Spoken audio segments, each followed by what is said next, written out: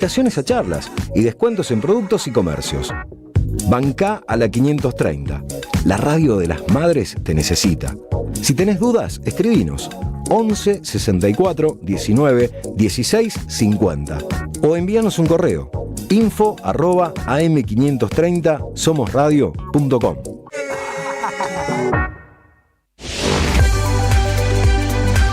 En AM530, Nicolás Márcico enciende el aire con toda la información. Un buen comienzo en AM530 Somos Radio. Buscamos la verdad siempre.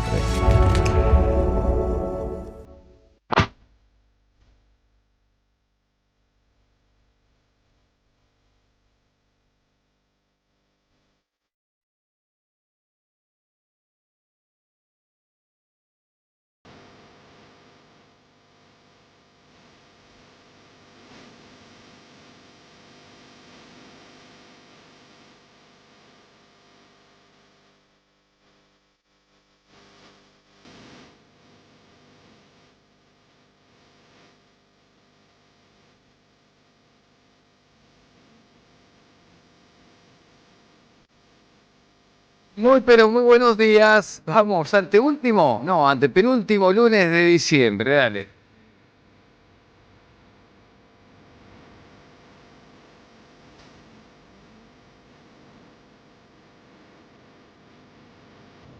El tiempo 18 grados 6, la máxima 28 para hoy.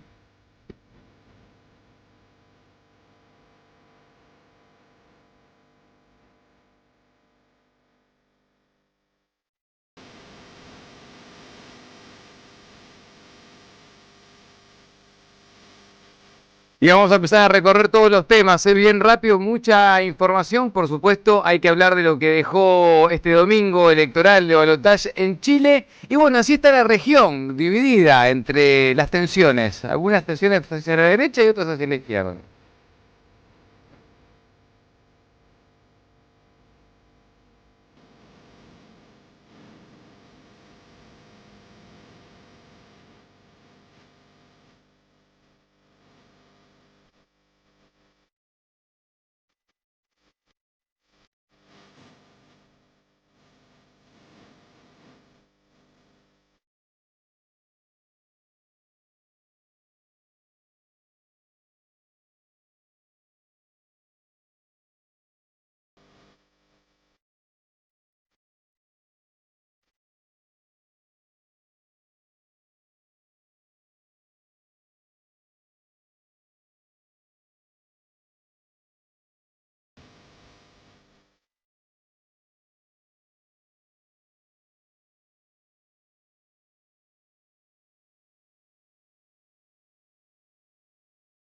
11 3200 0530, esa es la línea de oyentes, ahí los leemos y escuchamos.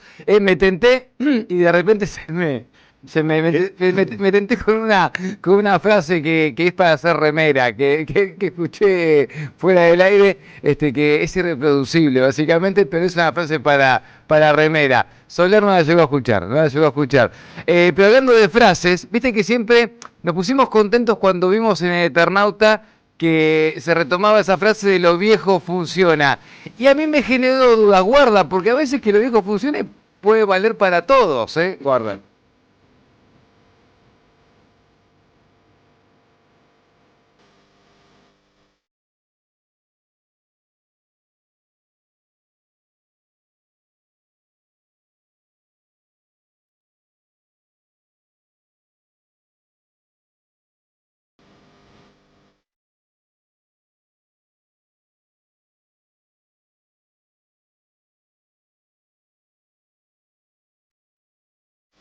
Manden mensajes, estemos en contacto, ya dijimos 11 3200 0530, línea de oyentes, también estamos en el streaming ya conectados. Vamos a tener que empujar, ahora que hay Martín Fierro de streaming, habrá que empujar o invitar a cenar a la persona adecuada, no lo sé, para que nos nominen a los Martín Fierro.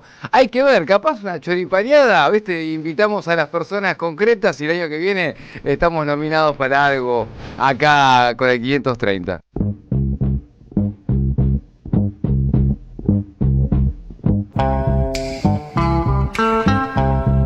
Buenos días, queridos amigos, amigas, compañeros, compañeras de la M530. Entramos en la recta final de este 2025. Año que ha dejado muchas aventuras, muchos aprendizajes. No lo vamos a extrañar, pero voy a ir así, como de a poco soltándolo, porque me parece que es un año que fue y que viene siendo así como tan denso en algunos aspectos, que tengo la sensación que hay que irlo soltando de a poco, porque si lo soltás todo junto el 31, puede ser como muy abrupto, y capaz te queda así, viste, como quedás así como medio descompensado. Entonces hay que largarlo de a poco, lo vamos purgando de a poco, así que lo empezamos a despedir ya con 2-3 semanas de antelación. Buenos días, compañero Silvio Soler, Gary Castro, Juan Pablo Fierro, Vicente Castro, Leandro Deza, todos arrancando bien temprano a la mañana. Buenos días, Gustavo Cirelli. Buenos días, yo le dejo mi año a usted si quiere, yo ya lo despedí. A mí no tengo ningún... No me hagas cargar, Cirelli, con tu año, te pido por favor. Basta. Y con respecto al stream en el Martín Fierro, vayan yendo. Hay clubes donde yo prefiero seguir mi vida. Y no ser parte de algunos clubes. Buenos días, María Quintero. Muy buenos días. ¿Cómo estamos? Bien, yo quiero decir que mi año también ya lo despedí y acorde a los tiempos que corren, sin indemnización. Bien, está bien. Y estamos por despedir el 2026 también. Si nos dejan, como decir que hacemos todo juntos de Mi periodo de prueba le vamos a dar. Saltamos al 2027. Ya está, mira, ya que me llevan al 2027, les voy a decir algo. El debate va a ser espiritual. De fe. No me jodas hasta ahora. Voy a arrancar temprano. Voy a arrancar temprano. Márcico, ¿le parece? El debate de cara al 2027 va a ser espiritual, va a ser de fe, va a ser de abundancia. Va a ser de mucha guita en la campaña. Papa. Perdón. Sí, es muy materialista. Te voy a dar vuelta. Eso te voy a dar lo dijo, que me dijiste. No solo lo pensó, sino que lo dijo. Si vas a joder vos también, trae para acá de esa. Sí. Trae para acá, porque si va a haber fondos para la campaña, yo quiero que nos cuenten, que nos pongan en esa nómina. Pero va que nos cuente que va a haber fondo, que nos cuenten para los fondos. Estoy hablando en serio, estoy hablando en serio, Quintero. No puedo hablar estoy hablando en serio, estoy hablando de la espiritualidad en este contexto. El próximo presidente de la nación sea un hombre de fe, porque está sonando fuerte. 700.000 personas metió Dante Gebel en su gira presidente. Yo ayer vi que en los portales y diarios del domingo está ya empezando a posicionarse el hombre de la fe. Y bueno, yo igual hay que sumar a los debates. No es que lo esté ninguneando, yo creo que es un fenómeno a tener en cuenta, que se viene construyendo hace muchísimos años el avance de cierto sector del evangelismo neopentecostal y todo esto, muy vinculado al poder real en el planeta.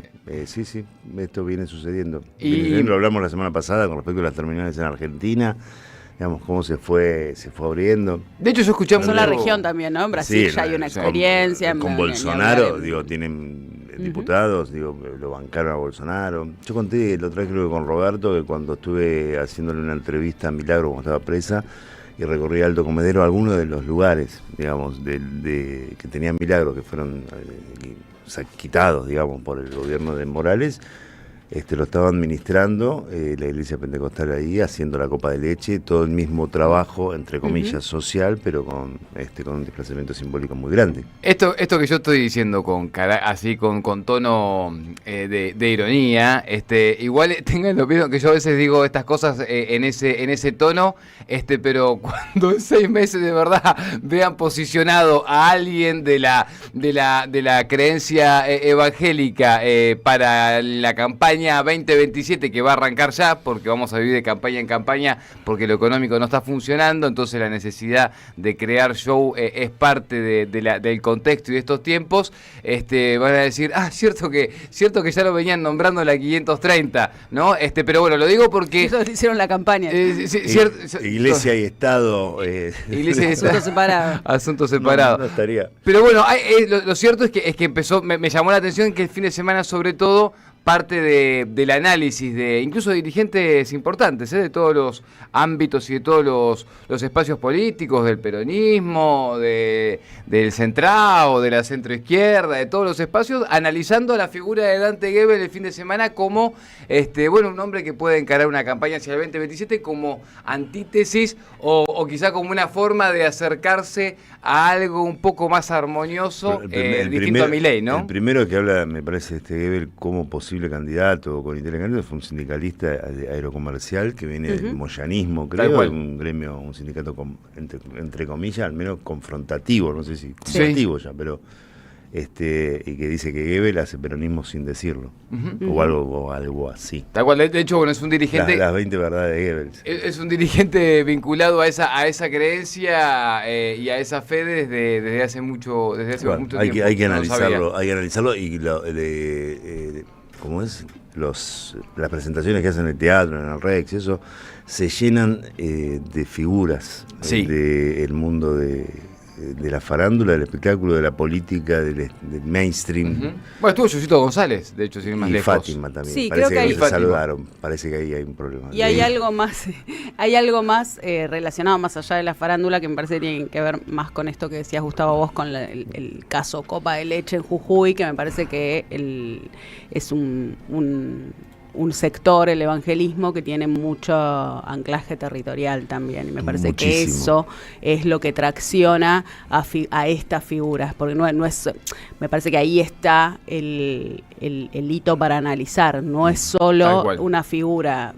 al estilo Javier Milei, mediática y farandulera, sino que tiene atrás un entramado social fuerte.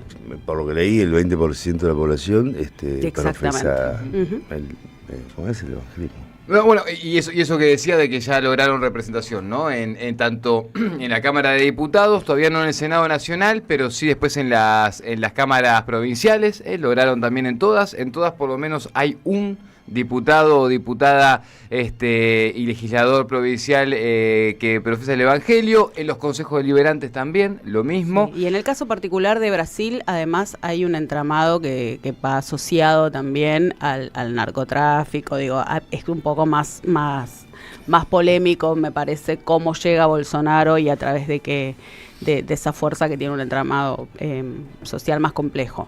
No quiero decir que no me parece que acá en Argentina sea la misma situación, me parece que en absoluto. Pero en Brasil se terminó constituyendo como una fuerza un poco más compleja. Y tengo que coincidir con el gordo Dan sobre este tema. Qué difícil.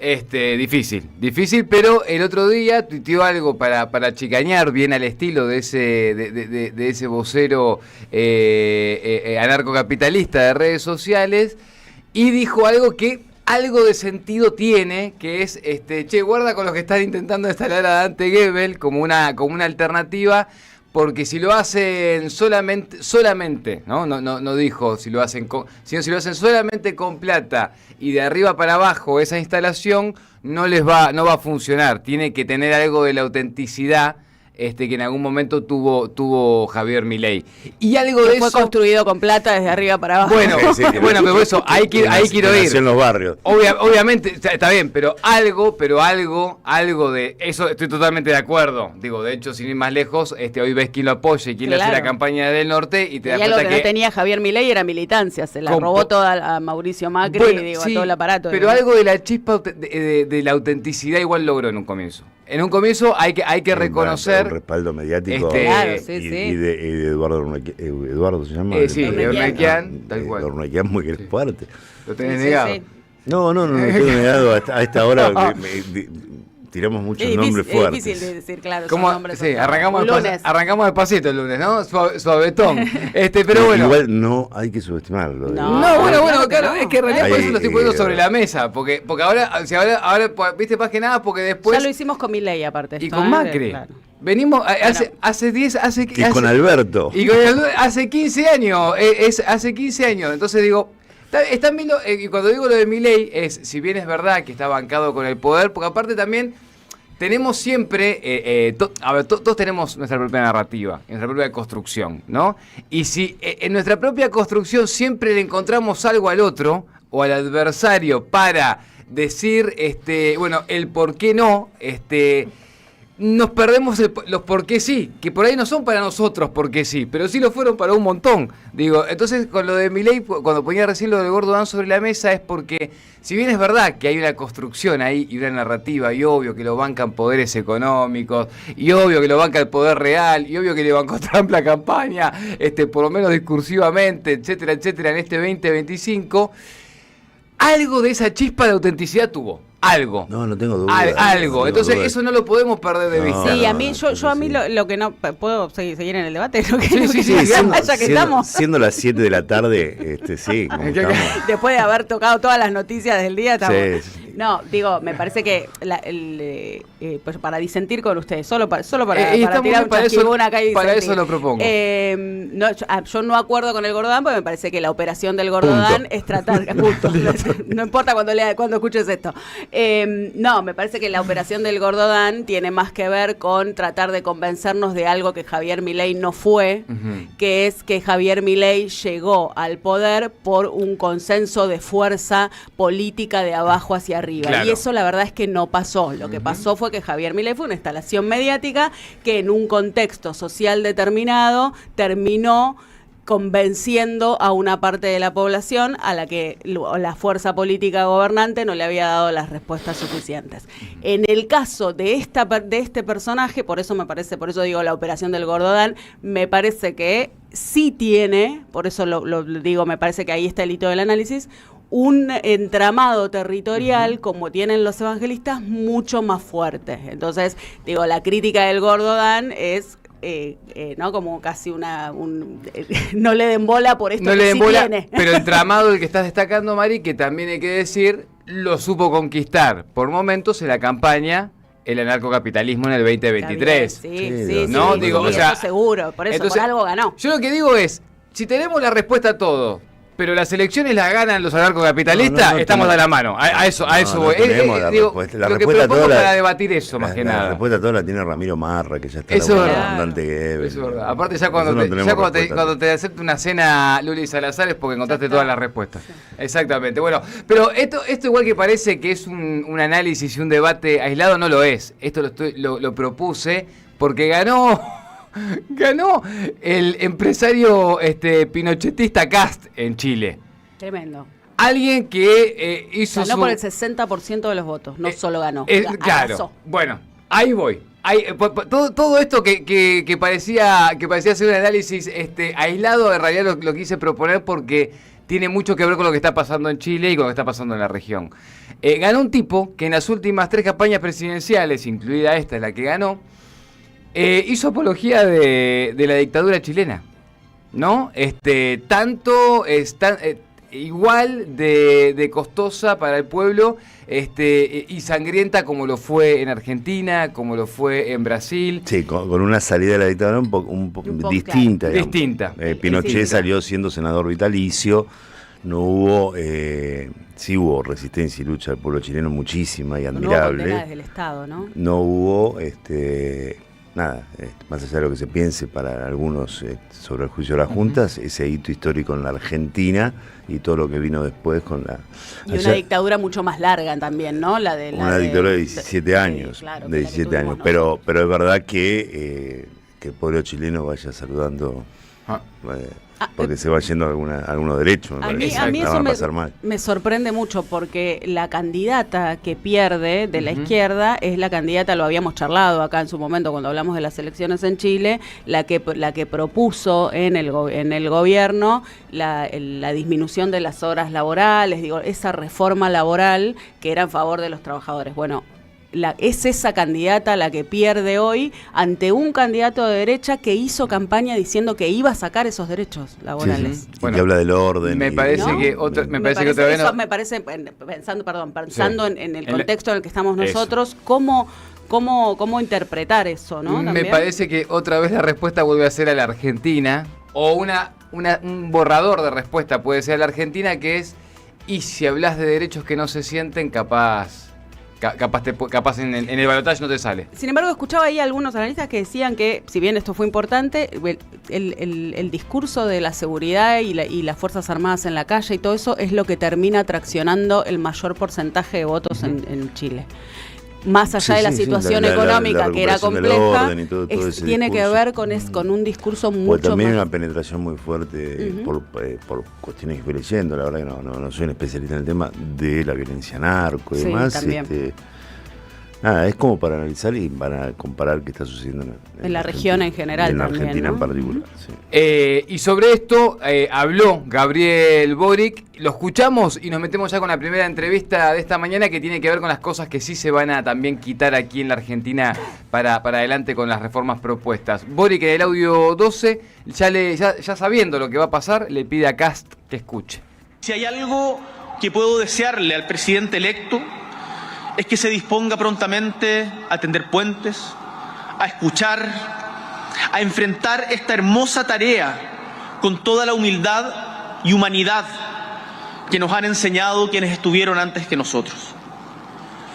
Chilenos y chilenas, los invito a tener fe y esperanza en Chile y su futuro, en la solidez de sus instituciones, en la estabilidad y el progreso social que hemos forjado para hacer más justa la vida en nuestra patria, en la fortaleza de las raíces democráticas de nuestra sociedad que debemos cuidar día a día y en la sabiduría del pueblo. Gobernar para todos los chilenos y chilenas no es una consigna. Mejorar la calidad de vida de nuestros compatriotas y enfrentar los desafíos de este tiempo requiere, y lo hemos vivido, mucha capacidad de diálogo, entender la mejor versión del argumento de quien está enfrente, ir más allá de nuestras propias posiciones y escuchar atentamente la diversidad de ideas y necesidades que existen en nuestro país. Debates. Está perfecto y así va. Acaloradamente. O por la lora. Y así son los tiempos que vienen. Estamos así hoy. Y esto se lo vamos a preguntar también a la investigadora del CONICET, profesora Susana Hernández, que está en línea. Susana, ¿cómo estás? Buen día. Acá Nicolás Márcico y el equipo de la Radio de las Madres te saluda. Hola, buenas tardes, buenos días, ¿cómo están? Susana, mira, antes de meternos en el desastre que están haciendo con la ciencia y la técnica argentina y en cómo la están desfinanciando, me gustaría también tener tu reflexión como docente, como investigadora de lo que está pasando en términos sociales, regionales, esta victoria de un hombre, ¿no?, que reivindica la dictadura de Pinochet en Chile. ¿Vos qué pensás de esas cosas? Y pienso que es patético, ¿no? Lamentablemente, bueno, parecería que no podemos frenar esta tendencia que está ocurriendo en todos los países de la región. Es muy penoso, muy lamentable, ¿no? No tengo la menor duda de eso. ¿Por qué crees que esos discursos están teniendo calce tanto en Chile como en la Argentina hace 2 años atrás? Y por las mismas razones, ¿no? Por el desencanto de la gente con la política tradicional, con los políticos. Hay una vuelta al individualismo atroz, al individualismo feroz, al mercadismo, bueno, aquí en la Argentina lo que predica la Escuela Austríaca de Economía, ¿no es cierto? Más una regresión de todos los valores democráticos, de lo que significa la justicia social, por ejemplo.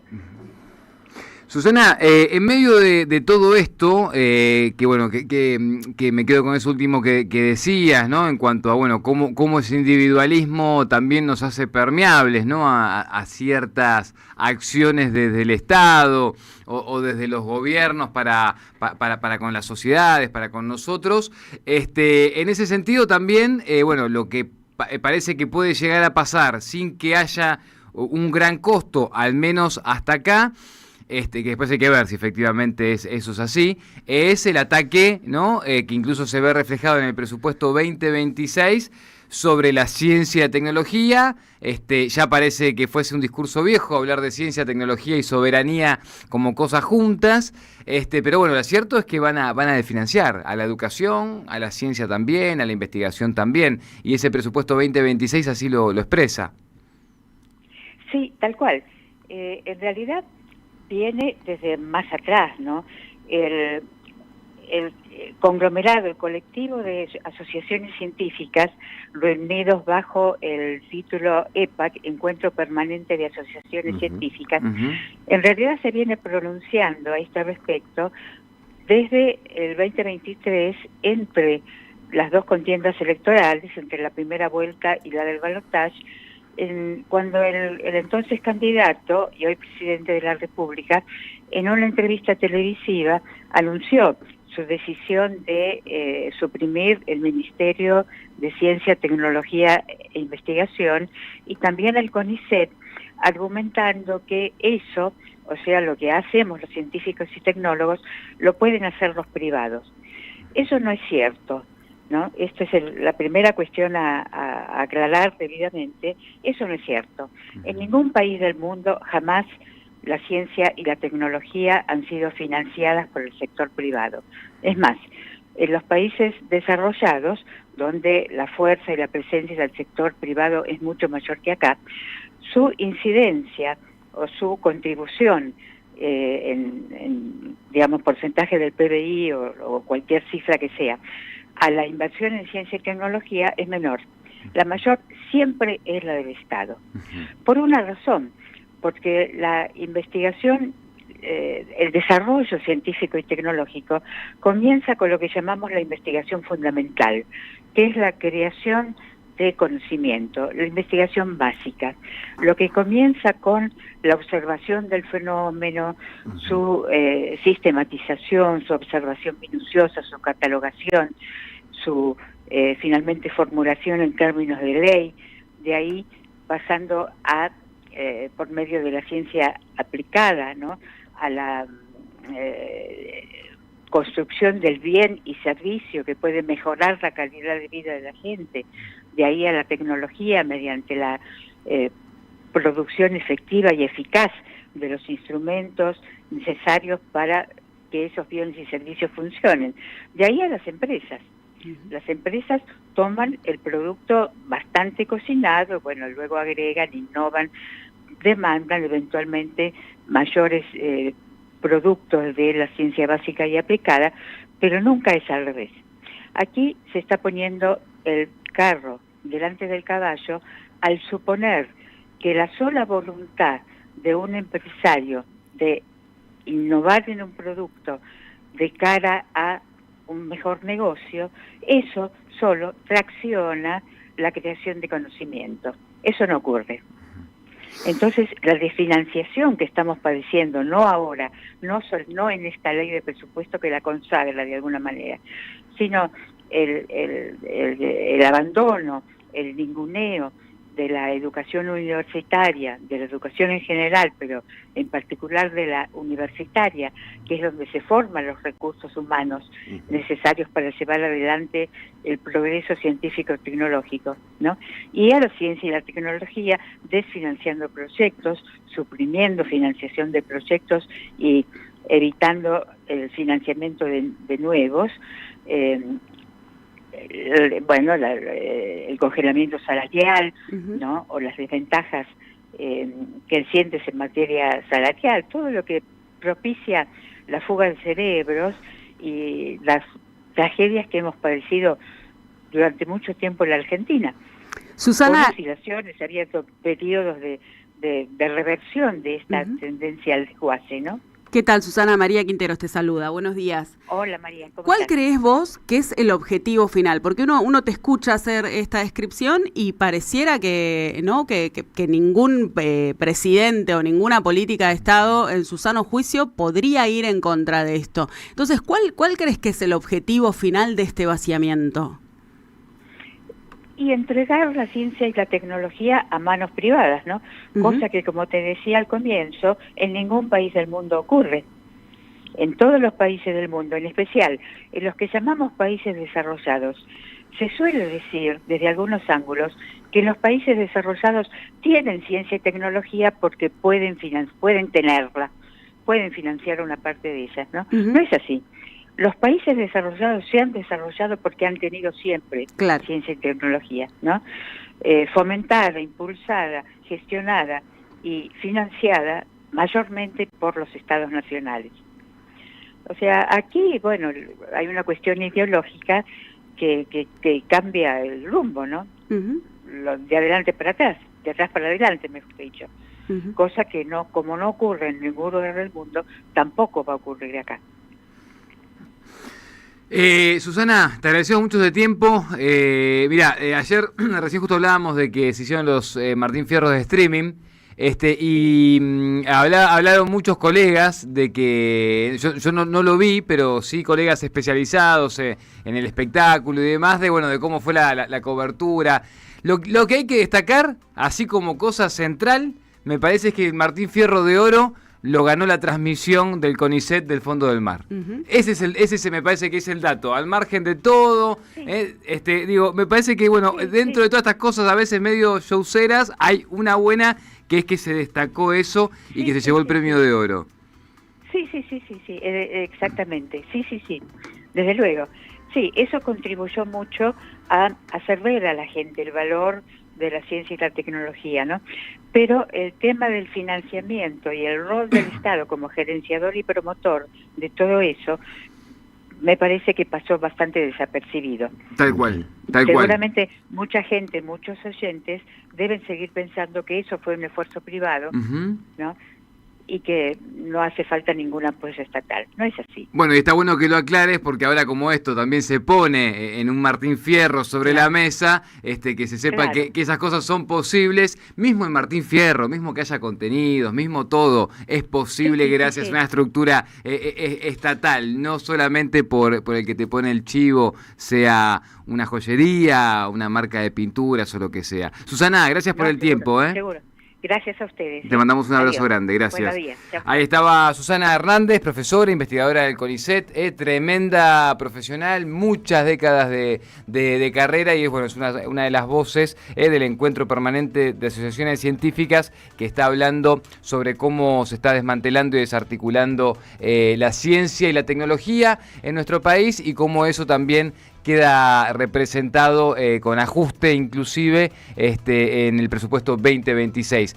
En un rato hablamos de cómo viene esta semana en el Congreso de la Nación, porque hablando de presupuesto, no le están dando los tiempos al gobierno nacional para que se apruebe nada antes de que cierre el año. Ni el presupuesto, ni la reforma laboral. En un rato les cuento y les contamos un poco más sobre eso. En este reino del revés, donde un ladrón es vigilante y otro es juez, hay una radio que nunca se apaga. Prende la radio, prendete. AM530, 20 años.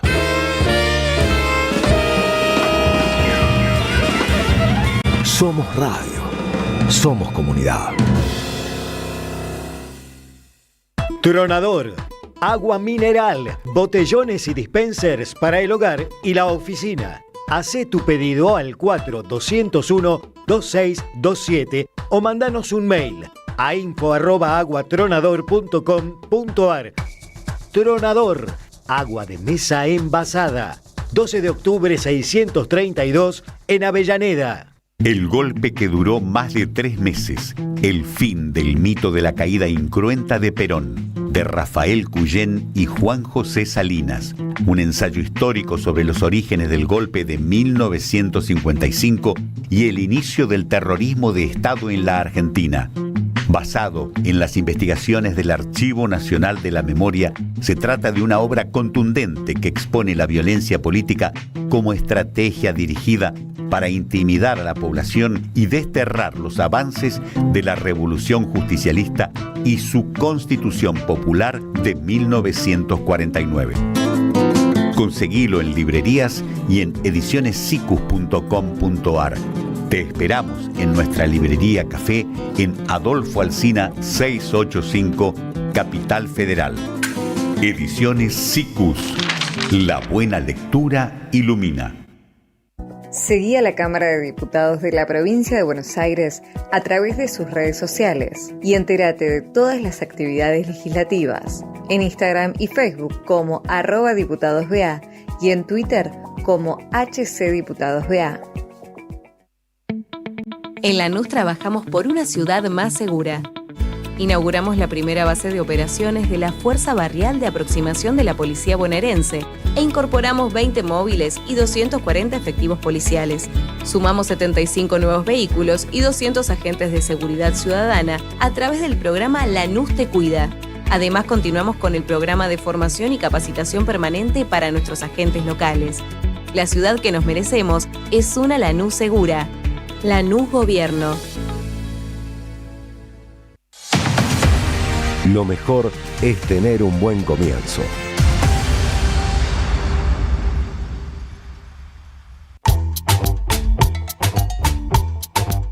Me estás consumiendo, me estás malgastando, me estás desesperando y me arrodillo por vos. Me estás confundiendo, me estás caminando y estás resecando. Ay, Señor, mi corazón. Quiero ver amanecer, pero del otro lado ver amanecer, pero que alguien se quede aquí para saber si yo sigo vivo. Por eso quiero ver amanecer, pero del otro lado ver amanecer, pero que alguien se quede aquí para saber si yo sigo vivo. Tengo el alma escapada, la conciencia mareada, mi vida está tan cansada de buscar tu perdón. Vengo volando muy bajo buscando algún claro donde descansar. Es que me vengo bandeando, me estoy cayendo de tanto esperar. Quiero ver amanecer, pero del otro lado ver amanecer, pero que alguien se quede aquí para saber si yo sigo vivo. Por eso quiero ver amanecer, pero del otro lado ver amanecer, pero que alguien se quede aquí para saber si yo sigo vivo. Cielo bonito, devuelve mi alma, cielito, yo te pido otra oportunidad. Cielo, no me hundas, no me desmorones, cielito, no me dejes sin saber la verdad. Cielo bonito, devuelve mi alma, cielito, yo te pido otra oportunidad. Cielo, no me hundas, no me desmorones, cielito, no me dejes sin saber la verdad. Quiero ver amanecer. 20 minutos para las 8 de la mañana y estamos escuchando un poco de los fabulosos Cadillacs. María Quintero. Padre nuestro, qué recital. En el día sábado estuve yo, tocaron sábado y domingo en el estadio de Ferro. Quiero agradecer mucho a los directivos de Ferro y quiero decir que cada vez, desde que empezaron esta última tanda de recitales, empecé a ir y la verdad es que la organización que tiene el club para los recitales así tan grande es maravillosa, excelente. Excelente la entrada, excelente la salida, está todo muy, muy, muy bien armado. Es una gran institución, Ferrocarril Oeste. Y es muy bueno lo que viene haciendo en términos de recitales, porque vienen tocando muchas bandas. El recital de los fabulosos Cadillac fue impresionante. Estuvo Valeria Bertuccelli, comentábamos recién fuera del aire, haciendo un recitado del Saco Azul que fue tremendo. Usamos un silencio absoluto en el estadio escuchándola, la verdad que fue maravilloso. Estuvo Pablito Lescano tocando, que fue increíble también lo que se bailó, fue muy, muy mítico ese momento, y la bomba de tiempo haciendo el Matador, que también fue un momento épico. 2 horas y pico, tocaron una banda completamente fusionada. Aparte me decís el Matador, y se me pone la piel de gallina, porque digo, aparte de que tengo el registro de estar en la primaria y que que era como el tema del momento, para mí también el Matador, que es un tema que cada tanto lo pongo o me aparece en la playlist, es un tema que para mí caracteriza los 90. Y muy politizado. Quiero destacar algo. Los fabulosos Cadillac y Vicentico en general no se destacan por tener mucha bajada de línea política en los recitales, sino lo hacen más bien a través de sus canciones. Pasó algo en este recital que no había pasado, por ejemplo, en el aniversario, que no venía pasando, que es que tocaron muchos temas del primer disco, del primero y segundo disco, como Silencio Hospital, temas con mucha carga política y mucha carga en sus letras contestataria de los primeros tiempos de los fabulosos Cadillac y el ska más puro. La verdad que eso fue como para mí un mensaje interesante. Y después también hubo un momento muy emotivo en el que subieron todos los hijos y los nietos de los músicos a hacer un tema y un homenaje al baterista, ¿no? Y un homenaje al baterista con un cuadro durante todo el recital muy grande, también eso fue muy emotivo. Los 40 años de los Cadillacs. Los 40 años. Y la imagen de Flavio con sus 2 bebés o nietos, hermoso. La verdad impresionante. Y a mí me pasa algo, me puedes traer a la banda que sea, al artista internacional que sea, pero me pones enfrente, pero me termino como en algún momento aburriendo. Ahora, me pones enfrente a los fabulosos Cadillacs, a los fundamentalistas o a Divididos, y es como que se me pasó. Se me que pasaron las horas, ¿viste? Y después está todo bien con todos los shows. Bancamos a favor de todo, en contra de nadie, ponele, pero no sé, el tiempo se me pasa más rápido con los Cadillacs, con Divididos. Sí, yo que, la verdad que estoy muy agradecida porque terminar este año viendo a los Fundamentalistas en La Plata y después a los fabulosos Cadillac en Ferro, 40 años, claro, para impagable. mí fue hermoso porque son las dos bandas, además del rock nacional, que para mí son las dos bandas, las bandas que me gustan. Yo toda una vida enamorada de Vicentico, además, quiero decirlo, perdón, Bertuccelli, desde que tengo 14, 15 años, hasta que lo vi el otro día arriba del escenario, dije, toda una vida enamorada de Bertuccelli te va a decir, ponete en la lista, Quintero. ¿Sabés que me vienen diciendo eso desde hace 20 años para acá? Te voy a decir, ponete en la lista que ya estamos sacando ticket. Y si la cosa sigue así, vamos a tener que empezar a hacerlo guita. Por hinchas saben eso. El homenaje al baterista es a Gerardo Toto Rothblatt, que falleció en el 2008, porque lo mencionamos sin nombrarlo, y la verdad que fue Y los Cadillac políticamente siempre fueron fuertes, digamos. Sí, yo no me sentaría en tu mesa, es una anécdota cuando en tiempos de obediencia de vida y punto final se negaron a compartir un estrado con dirigentes de ese momento del radicalismo. Sí. Hoy estoy para que nos vayamos con Matador, Ellos nunca, más allá de que hizo una bajadita de línea, nunca se caracterizan por el hablar, sino que lo hacen a través de sus canciones. Y eso estuvo muy interesante. Quintero, vamos a meternos, ya que estamos en esto, porque justo yo cuando dije lo de Matador, también lo decía porque también hablaba de cómo funcionaba ese tema. Cuenta muy bien cómo funcionaba la policía en los 90. ¿Cómo funciona? Y hablando de lo viejo funciona, y guarda con esa frase, porque a veces puede servir para lo positivo, pero también para lo negativo. Lo viejo funciona, dijo Bullrich. Nos están cagando a palo como en los 90 o peor. Claro, y sacó lo viejo funciona, por eso dijo Bullrich hace 2 años y sacó el protocolo antipiquete, resolución 943-2023, que justo hoy 15 de diciembre cumple 2 años. Amnistía Internacional, ante ese aniversario, hizo un informe muy interesante que arroja datos que son muy preocupantes. Y el dato más importante que arroja es que en estos 2 últimos años, desde que se aplica el protocolo hasta ahora, hay 2.500 personas heridas. Hubo durante estos 2 años 2.500 personas heridas, y lo que destaca es que hubo, desde que arrancó este protocolo hasta ahora, una escalada de violencia social que miden datos, porque, por ejemplo, lo que dice es que en 2024 hubo 1.261 personas heridas y 93 detenidos, y sin embargo en 2025 el número se acrecienta a 1.341 personas heridas y 165 detenidos. Esto implica un 77% de aumento en las personas heridas y en las detenciones. Siempre recordemos que el protocolo también, esto desde que surgió el protocolo hasta ahora lo venimos destacando, lo que es un protocolo anticonstitucional, porque una de las cosas que hace es cercenar el derecho a la manifestación, porque considera delito cualquier manifestación que afecte la circulación, y además le permite ese protocolo a las fuerzas de seguridad no solo el desalojo, sino que la detención de manifestantes sin orden judicial. Esto siempre hay que recordarlo porque nosotros lo naturalizamos, pero lo que pasa cuando se aplica ese protocolo, además de violar el derecho a la protesta y sacarte de la calle, es que te pueden detener sin ningún tipo de orden judicial, y así ha venido pasando con un montón de manifestantes. Después tenemos 4 casos de impacto de balas en los ojos en 2 años, lo cual para Argentina es un número muy grande, y la gran represión a la prensa, con 184 trabajadores de prensa heridos, y el caso más grave, que es el de Pablo Grillo, que fue el más resonante, que aún al día de hoy sigue afrontando las consecuencias de la violencia policial.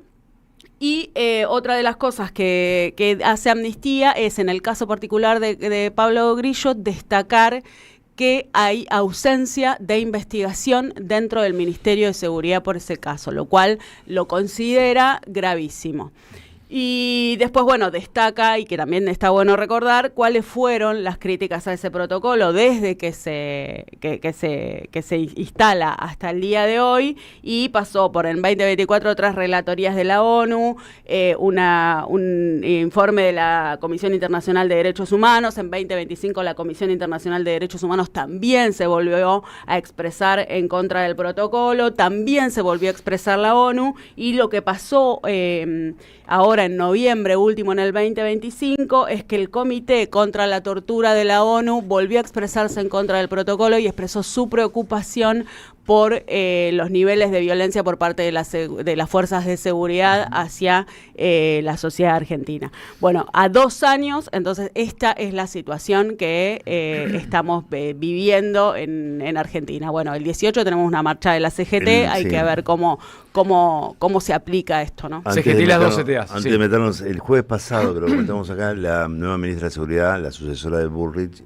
comparó el dolor que causaba, porque le preguntaron lo que pasaba a Pablo Grillo, con también, se llama Alejandra Monteoliva, con los 280 efectivos que fueron heridos con golpes en la espalda, dijo, y demás. El dolor que le causaba a todo, digamos, es una comparación bastante forzada. Y recordé, mientras vos hablabas, María, que nunca el Ministerio de Seguridad, el gobierno, el Estado, sí, pero se comunicó con la familia. Claro, de Pablo Grillo.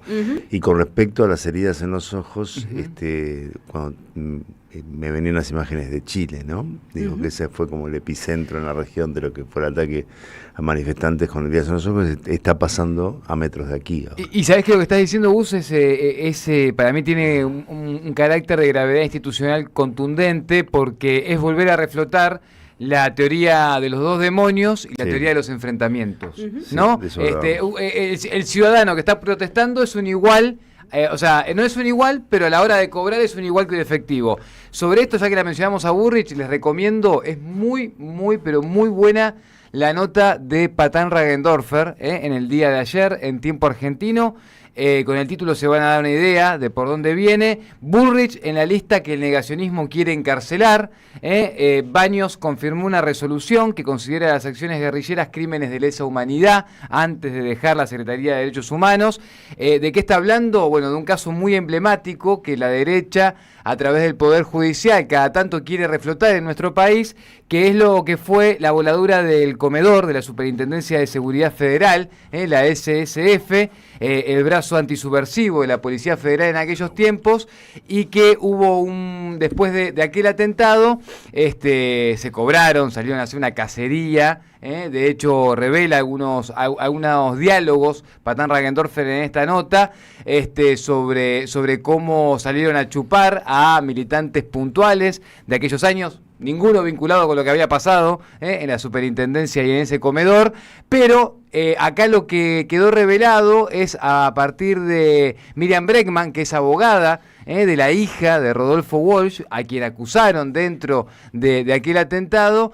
Lo que queda expuesto es que Patricia Bullrich está dentro de esa lista de los supuestos terroristas y subversivos que hay que encarcelar y volver a enjuiciar. Y queda en esa lista la ex ministra de Seguridad, hoy senadora nacional, lo cual generó, cuando lo expuso Miriam Bregman esto, hace algunas semanas, un silencio absoluto en el tribunal a la hora de leer el detalle. Bueno, eso cuenta Patán Ragendorfer, les recomiendo mucho esa nota, porque también tiene que ver con esto, ¿no? Con la teoría de los 2 demonios y de los enfrentamientos que quieren poner en auge, pero que también incluso les ponen sobre la mesa nombres que son inconvenientes para estos tiempos, ¿no? Una cosita, recién María, digo, para ir a la agenda periodística, también creo que es una semana marcada por lo que adelantaste, que va a pasar en el Senado, con diputados, en el Congreso, con respecto a presupuesto y reforma laboral, ahí con el Senado con un protagonismo de Patricia Bullrich tratando de sacarlo para el 29. La marcha del jueves a las 3 de la tarde, la CGT, las 2 CTA, ATE, un montón de organizaciones contra la reforma laboral en Plaza de Mayo. Esta radio va a acompañar, de acá al jueves y la cobertura del jueves. El anuncio de concesión y privatización de Tecnópolis, por lo que representa Tecnópolis, ¿no? Y donde está jugando el gobierno en la disputa de sentidos y los negocios que hay atrás de eso.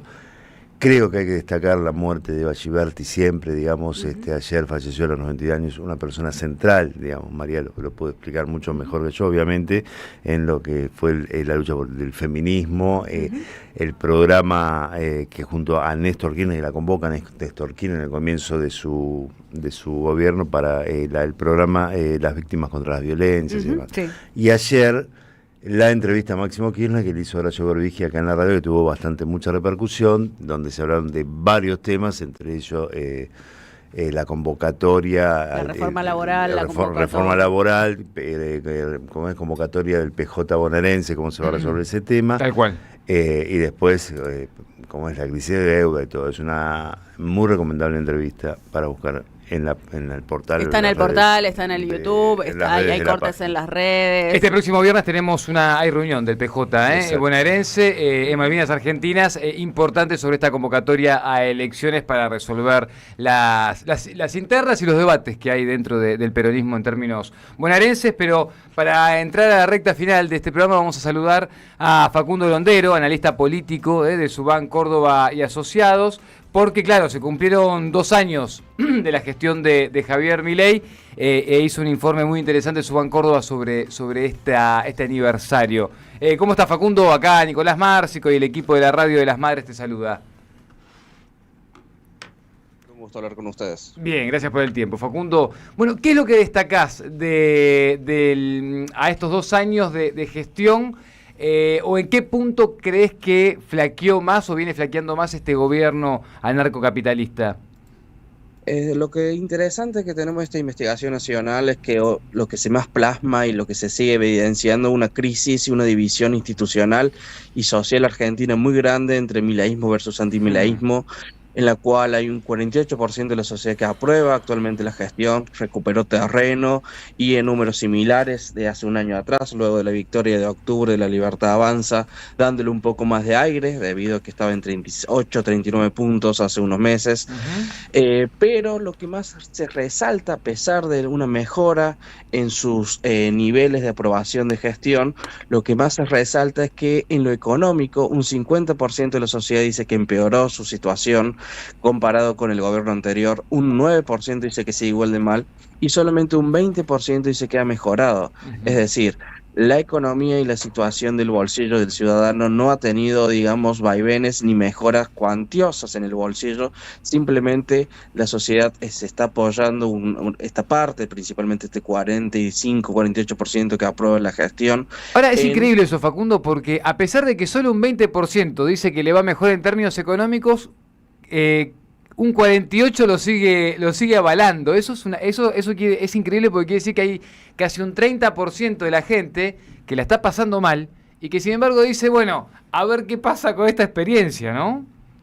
Exacto, lo que acá se ve es que dentro de lo discursivo también y los elementos del plano institucional, el peronismo y la oposición han perdido terreno al no poder generar un discurso o una figura que pueda generar una homogeneidad en representar los diferentes sectores antimileístas, y esto es lo que se caudaliza, digamos, esta incertidumbre en que hay un cierto sector de la sociedad que apoya al gobierno nacional principalmente por alguna esperanza o algún discurso que le ha quedado. Pero en la votación, pensando para lo que se vienen estos 2 años, eso te iba a preguntar. 38%, sí. Porque, discúlpame, María Quinteros te saluda, porque también uno de los datos que arroja es cuando vos, ante la pregunta de si lo votarían en el 2027, un 54,5% dice que no, que también es verdad que no se inclina por ningún candidato por ahora de la oposición, pero sí hay una negativa a votarlo en 2027. A menos que vayamos a un balotaje y lo acompañe toda la derecha, bueno, claro, ¿no? Como ya pasó. Exactamente. Como pasó en el 25, en el 23 y como también pasó en Chile, si vamos al caso, lo que pasó hace el día de ayer. Un 54% no lo volvería a votar y un 38% sí lo votaría. Claro. Es más, dentro de los mismos votantes de Javier Milei de balotaje, un 75% sí lo votaría y un 20% no lo volvería a votar, es decir, ha perdido caudal electoral, ha perdido su tracción. El tema es que también este votante que lo votó en balotaje o votó Patricio Bullrich en el 23, no sé si votaría un candidato del peronismo o un sector, digamos, antimileísta. Eso también habrá que ver cuáles son los indicadores, cuáles son las proformas políticas en estos 2 años que se vienen. En este año realmente 26, pensando en la contienda electoral del 27. Facundo Londero, con quien estamos hablando, integrante del equipo de trabajo de Subán Córdoba y Asociados. Facundo, cuando hablan y cuando hacen las encuestas, ¿qué ¿Cuál es el principal punto transversal de preocupación? Porque sé que después hay puntos que son muy regionales, ¿no? En un lugar preocupa más la seguridad que en otro, en algún lugar preocupa más la inflación que en otro, pero lo transversal, los dos tópicos que sí o sí están presentes en todo el país, ¿cuáles son? Es interesante lo que planteas, pero en esta transversalidad, lo principal es lo económico. Anteriormente, hace unos 6, 7 meses atrás, hablamos de la inflación, pero actualmente es el poder adquisitivo, el salario, el sueldo, el mango, digamos, para llegar a fin de mes, que actualmente no alcanza. El poder adquisitivo es el punto central. Y algo que está acompañado y que ha crecido muchísimo en estos últimos meses de preocupación es el tema del empleo. Ya no hablamos de un empleo formal o del desempleo, sino también de las condiciones dignas laborales, que muchos de los argentinos han tenido que recurrir a 2, 3 empleos para poder llegar al fin de mes, trabajar más de 12 horas por día, para poder alcanzar y poder parar la olla. El empleo ha crecido la preocupación de la sociedad y creo que obviamente esto también va a generar más preocupación en esto de la nueva reforma laboral que presentó el gobierno, que genera muchísimas dudas y también pocos beneficios al trabajador y principalmente nuevamente recorta cuestiones ligadas a los derechos y a las acciones que siempre han protegido al trabajador en esta contienda a veces desigual entre empleador y empleado, y que actualmente se evidencia que la preocupación es real. Las tasas de desocupación y desempleo han aumentado, las tasas de marginalidad o de subempleo han aumentado, y cada día y todos los días cierran pymes y también fábricas y recortes salariales que generan, digamos, esta gran preocupación, y hay que ver cómo estos cambios están empezando a cambiar la matriz laboral en Argentina y que también van a generar, digamos, un quiebre social e institucional muy grande en los próximos años. Facundo, gracias por el tiempo, por estos minutos con la Radio de las Madres. Por favor, muchísimas gracias y que tenga un buen día. Abrazo grande. Ahí estaba Facundo Londero, analista político de Subán Córdoba y Asociados, encuesta a 2 años del gobierno anarcocapitalista. Cerramos este nuevo programa de Un Buen Comienzo. Gracias, querido Gustavo Cirelli. Faltaba más. Ha sido un placer esta nueva mañana compartida. ¿Por qué me miras para el costado cuando te digo que ha sido un placer? No me esquives los ojos, no me esquives la mirada. Corté y hablamos. Se pone incómodo ante el cariño. Gracias, querido. Gracias, querida María Quintero. Gracias, María Quintero. Un placer, querida. como siempre. Un placer, Gustavo. Cortemos con la dulzura. Con tanta dulzura. No, al contrario, profundicemos en la dulzura y en la amabilidad, Cirelli. Ahora salgo y te lleno de besos. Lo queremos, Cirelli, lo queremos. Gracias. Era nosotros no, me parece que ese es el tema. Gracias, querido Silvio Soler. Gracias, Gary Castro. Gracias, Juan Pablo Fierro, Leandro Deza, Vicente Castro. Quédense, que lo estoy viendo un Roberto Caballero combativo hoy. Todos de negro. Hoy da la orden para marchar el jueves, así que escúchenlo, Roberto Caballero, porque parece que la editorial de hoy viene picante, y atentos con Proscripto y Sublevada, el nuevo libro de Roberto Caballero y Cintia Ottaviano, que sigue con sus presentaciones, y las iremos acá recordando en el día a día. Nosotros hasta mañana a las 7. Chao.